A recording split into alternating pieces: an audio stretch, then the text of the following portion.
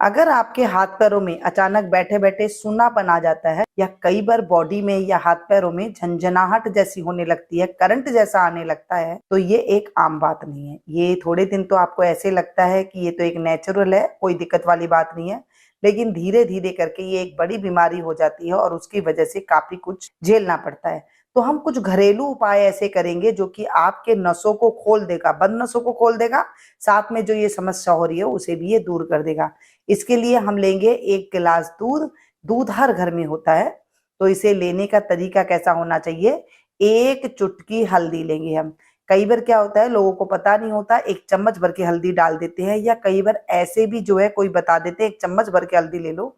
कभी भी नहीं लेनी है, वो आपके नुकसान कर देगी। कई बार तो ये हल्दी इतनी ज्यादा गर्म कर देती है, पेट को खुश्क कर देती है कि ये रोग खत्म होने की बजाय दूसरा रोग हो जाता है।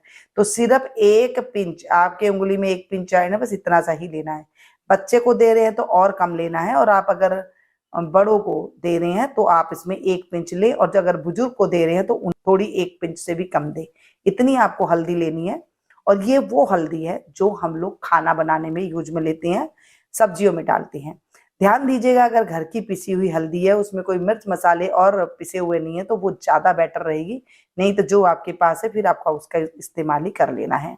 अब इसमें मैंने 2 से 3 काली मिर्ची ली है, जिसे कूट करके इसमें हम डाल देंगे।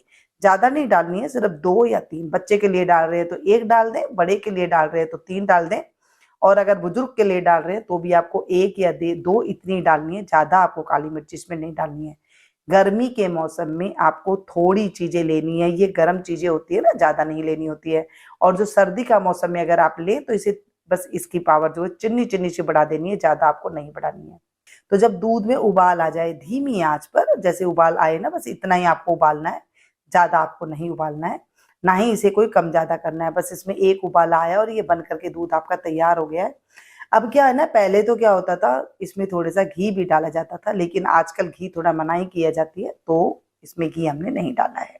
बस ये दूध हमारा तैयार हो गया है। इसे आपको रात को सोते टाइम पे डालना है। ठंडा दूध हो जाए, थोड़ा सा गुनगुना रहे, तभी आपको शहद डालना है, क्योंकि बच्चे कई बार नहीं पीते हैं फीका दूध। अगर आपको शहद ओरिजिनल वाला मिले तभी आपको इसे डालना है। नहीं मिले तो आप एकदम सिंपल जो देसी खांड होती है वो आप ले लें, या फिर धागे वाली मिश्री जो होती है वो आप ले लें। कोई भी चीज ऐसी आप बना रहे हैं उसके अंदर आप थोड़ा ध्यान दे करके बनाएंगे तो ये बहुत अच्छा फायदा हमारे शरीर को करता है।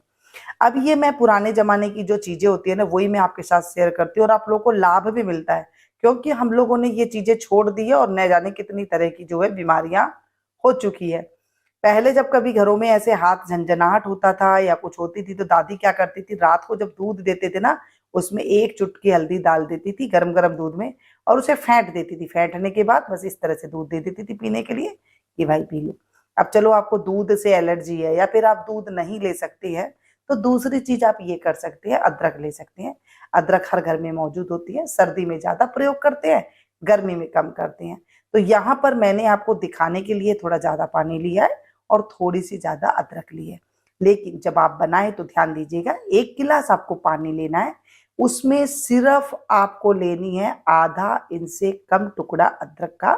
उसे आपको कद्दूकस कर लेना है और 2 हरी इलायची डालना है। देखिए, ये जो मैं आपको रेमेडी बता रही हूँ ना, ये तो डॉक्टर भी हैरान है। जब आप इसे लेंगे ना, आपके शरीर की बंद नसें खुल जाएगी, आपके शरीर की जितनी झंझनाहट है वो दूर हो जाएगी, बैठे बैठे पैर हाथ सो जाते हैं ये दूर हो जाएगी, और बाकी जितनी शरीर की तकलीफें हैं ये दूर हो जाएगी। ये मैं आपको गारंटी के साथ लिख के देती हूँ। इसके अंदर इतना बढ़िया है, क्योंकि अदरक के अंदर अब आप जब हम कई बार चाय बनाते हैं, सब्जी बनाते हैं, तो वो एक अलग तरह से काम करता है। जब आप इस तरह से लेते हैं ना, आप जिम जाके आ रहे हैं या कुछ भी करके आ रहे हैं, उसके बाद आपको कुछ पीना है, तो आप इस तरह से भी पी लेते हैं।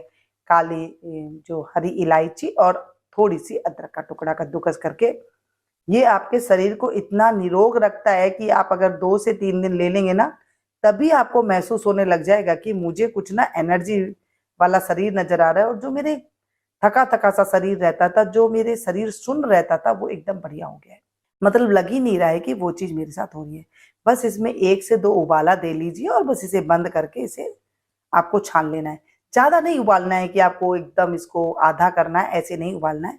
हाँ, आपको जब भी उबाले मीडियम गैस की फ्लेम रखे और इसे उबाल दे, और उबालने के बाद बस ये छान ले। कुछ और नहीं डालना है इसके अंदर, सिंपल ऐसे ही बनाना है, ना कोई मीठा डालना है, ना कोई आपको इसमें कुछ डालना है, ऐसे ही पिए बहुत बढ़िया है।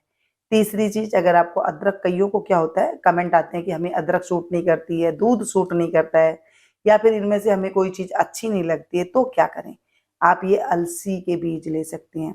दोस्तों अलसी के बीज में आपको सभी को पता है कि अमोगा 3 भरपूर मात्रा में होता है। जो मछली में होता है ना, मछली के तेल में, वो अमोगा 3 इस अलसी के अंदर मिलेगा आपको। इसे आपको ले लेना है, एकदम धीमी आंच पर इसे आपको भून लेना है। 2 चम्मच के करीब ले ले। पहले आप कोई भी चीज बना रहे हैं उसे थोड़ी मात्रा में बनाएं, पहले आप उसे देखें कि आपको कोई एलर्जी तो नहीं कर रही है, तब आप उसको दूसरे दिन प्रयोग ले सकते हैं। देखिए जो मैं चीजें बता रही हूँ घरेलू चीजें है, वैसे एलर्जी तो ये कतई नहीं करेगी, लेकिन फिर भी कई बार ऐसे होते हैं, कई लोगों को कोई चीज एलर्जी कर जाती है, तो वो एक चीज का टेस्ट ले सकते हैं, क्योंकि हमें नहीं पता कि सबकी बॉडी अलग अलग होती है। किसी को दूध नहीं पचता है, या किसी को अदरक नहीं पचती है, या किसी को अलसी नहीं पचती है, लेकिन तीनों में से आपको जो चीज पसंद हो वो आप ले सके, क्योंकि सबका टेस्ट अलग अलग होता है।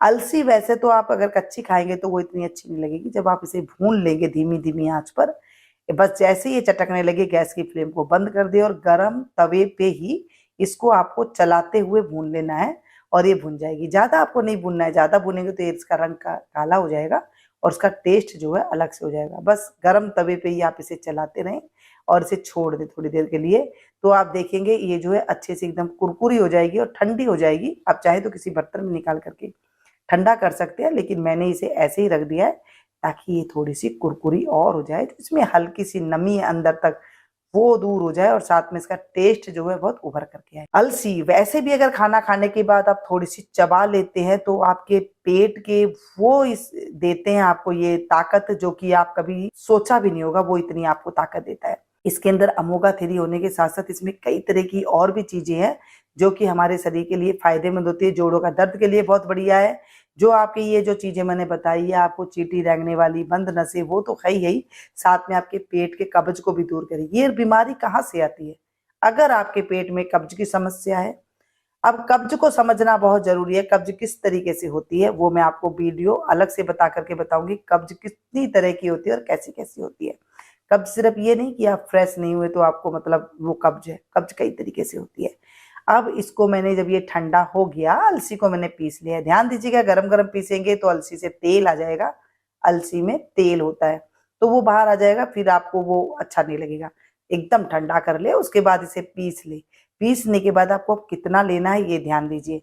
आप चाहें तो इसे आटे में मिला करके इतना 1 चम्मच सारे परिवार को उस रोटी के अंदर से आ जाएगा आटा गूंदेंगे तो, या फिर आप अकेले लेना चाहते हैं तो इसका जो चौथाई चम्मच है, 1 चम्मच जो हम चावल की खाते हैं ना, उसके चौथाई चम्मच आप ले लीजिए।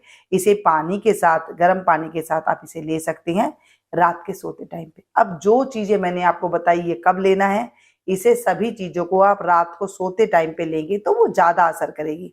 लेकिन मैं फिर भी कहूंगी, कोई भी चीज आप ले रहे हैं तो पहले आप टेस्ट करें, 1 दिन पहले आप दिन में ले लें, उसके बाद आपको पता चल जाएगा कि मुझे ये चीज तकलीफ नहीं दे रही है, तब आप उस चीज को रात को इसे ले करके आप सो जाएंगे। आप देखेंगे कुछ ही दिनों में, मैं ये नहीं कह रही कि रात को आप सोएंगे तो सुबह आपको सही हो जाएगा, आप कुछ ही दिनों में देखेंगे 6 से 7 दिन में आपको रिलीफ मिलना शुरू हो जाएगा।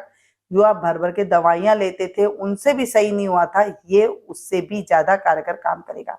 क्योंकि देखिए दूध हल्दी है, हम सभी खाते हैं, वो शरीर के लिए आपको पता है घाव को भरती है अंदर।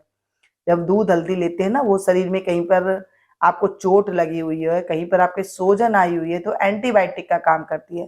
तो इसका मतलब ये नहीं कि आपको भर के चम्मच ले लेनी है, जितनी मैंने मात्रा बताई है सिर्फ उतनी ही लेनी है। मैं नहीं चाहती कि मैं कोई भी चीज इधर उधर से सुन करके या देख करके बोलूं जो आपको तकलीफ दे। मैं वही चीजें बातें बताती हूँ जो हमारे बड़े बुजुर्ग दिया करते थे, और ये हमारे शरीर के लिए अच्छा हुआ करता था, और हमने भी इसे बचपन में लिया है। दूसरी बात आ गई अदरक और काली मिर्ची की, तो हम लोग सभी चाय में जब बनाते हैं तो अदरक और काली मिर्ची डालते हैं। चाय के साथ जब बनाते हैं तो वो एक अलग तेजाबी बन जाती है, और जब आप अलग से बना करके पीते हैं अदरक और काली मिर्ची, वो पानी के साथ पीते हैं, तो वो आपके शरीर को डिटॉक्स करती है, मतलब डिटॉक्स वाटर बन जाता है वो। और आपके शरीर में, बॉडी में जितने भी कहीं पर भी जो खून में बनी गंदगी होती है या जिससे झंझनाहट होती है, जो प्रोटीन फाइबर चाहिए वो सब चीज उसे वो देगी और आराम से आपके शरीर से वो गंदगी निकाल देगी। ठीक है। और तीसरी बात आ गई ओमेगा 3, इसके अंदर इतने सारे प्रोटीन होते हैं कि मैं बोलूं जितना कम है। अब इसको रात को लेकर के आपको सो जाना है, आप देखेंगे कुछ ही दिनों में जो आपको बहुत ज्यादा फायदा मिलेगा। ठीक है, ज्ञान की बातें, अच्छी बातें औरों के पास शेयर कीजिए ताकि उनको भी फायदा मिल सके, न जाने किसको इसकी जरूरत पड़ जाए और वो आपको भर भर के दुआ दे। जैसे आप लोग मुझे भर भर के दुआ देते हैं, आशीर्वाद देते हैं, ऐसे ही आपको भी कोई देगा। मिलती हूँ नई वीडियो में नई जानकारी के साथ, तब तक आप लोग देखते रहिएगा मीनू गुप्ता किचन।